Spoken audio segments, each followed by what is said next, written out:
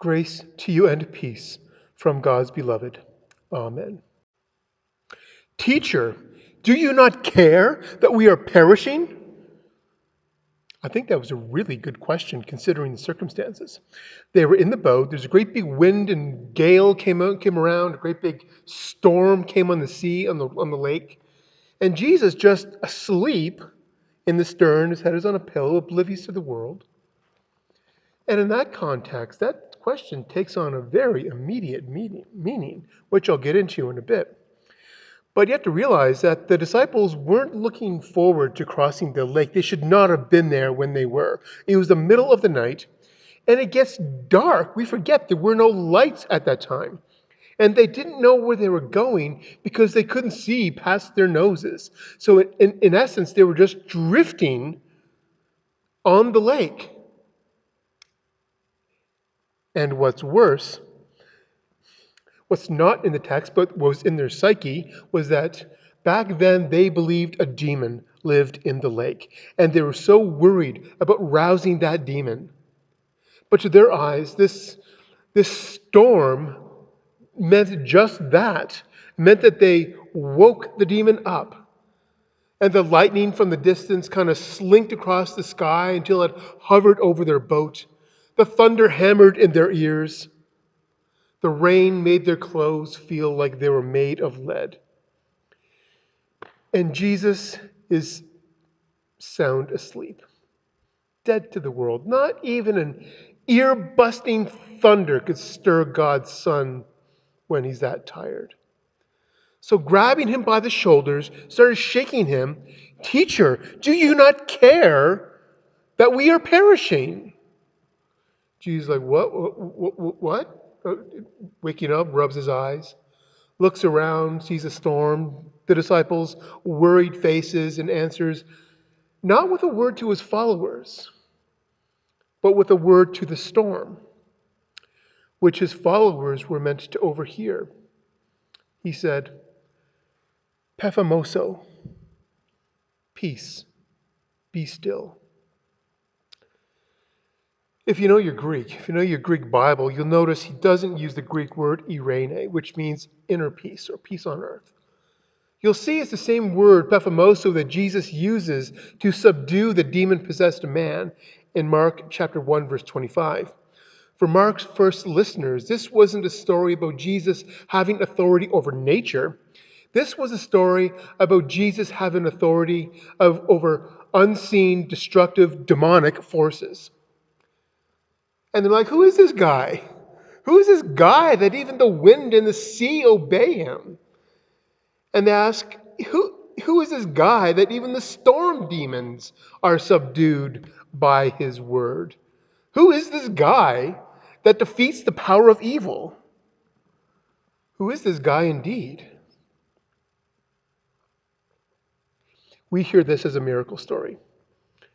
But the early church heard this story as about them. This was a parable about their past enslavement and their present suffering. The Hebrew people would have remembered the story when God slept while God's people toiled in slavery. That was the accusation. They thought God was sleeping at the time.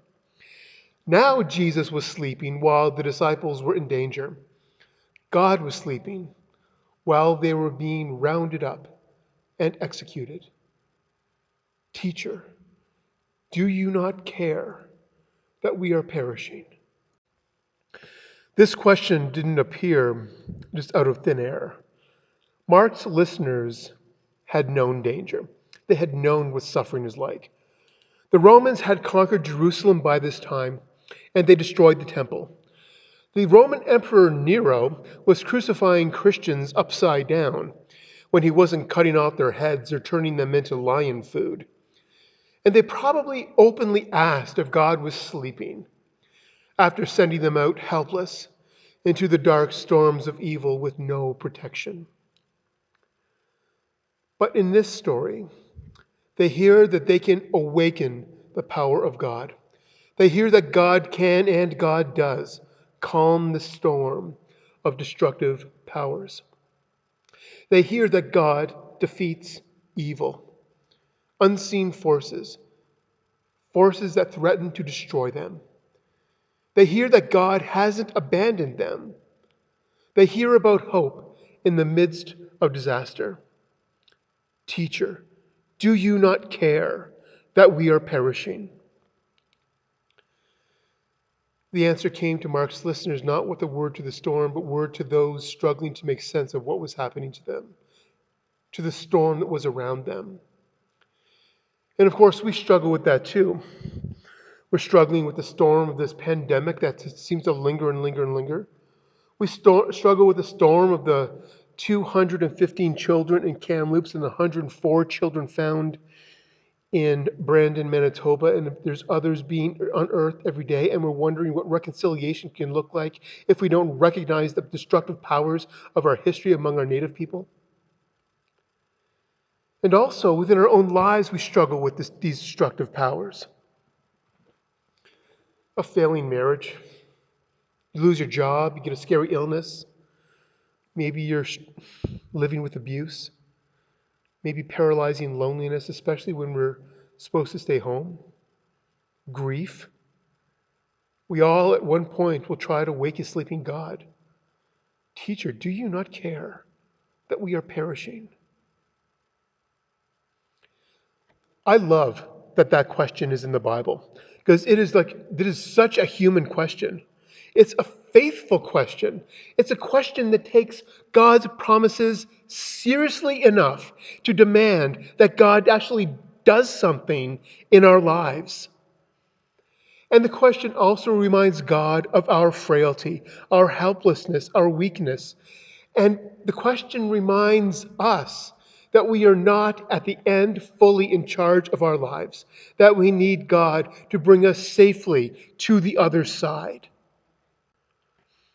The awe of God that the Bible describes is what the disciples felt after Jesus calmed the storm, subduing the storm demon. They were filled with great awe, the story says. And they said to one another, "Who is this guy? Who is this that even the wind and the sea obey him?" In the waters of baptism, God says, "Pephamoso, peace, be still. Stop to all the forces of evil that have designs on you."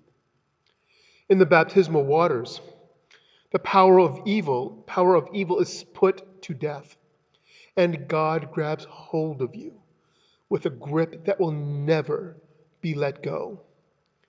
At baptism, you are marked with the cross of Christ and filled with the power of his resurrection. And because you are filled with the new life of Jesus, God is saying to you and to all of us together in our personal world, our hurting world, our general world that is so broken yet beautiful. God is saying all of this together. Pephamoso, peace, be still. Stop the fear. Stop the hurt. Stop the anger. Stop the hatred. Stop the divisions. That's not who you are, and that's not who I made you to be. Because you are a people of peace. You are a people of reconciliation. You are a people of healing. You are a people of forgiveness. You are a people of love. That is who you are, and that is who you are becoming. So, Pephamoso, peace, be still. Here at First Lutheran, we've had our own moments where we called out to God when we had seen some storms. Storms that have threatened to sink this ship. And we've always been brought safely to the other side, as Jesus has said to us, Pephamoso, peace, be still. And it's through those voices among us who know that Jesus brings people together in love and mercy, that word has been spoken through them to us. And that is who we are, and that is who we are becoming. Maybe you're going through your own storm right now. Maybe you look out the window and all you can see is a 60-foot rogue wave coming right at you. And it feels like God is sleeping below deck. And so you're asking, Teacher, do you not care that we are perishing? And you're still waiting for Jesus to wake up. You're still waiting to hear, Pephamoso, peace, be still. To that I say, keep calling, keep trusting, keep demanding that God fulfill those promises. Call upon Jesus and call upon this body, the church, to live the promises that we've made to each other and the promises we have made to God in the covenant of our baptism. Because one day, together, we'll know that no matter what happens to us, no matter what storms we face, no matter what demons threaten to destroy us, Jesus will say, Pephamoso, peace, be still, and we will find ourselves safely on the other side. And may this be so among us. Amen.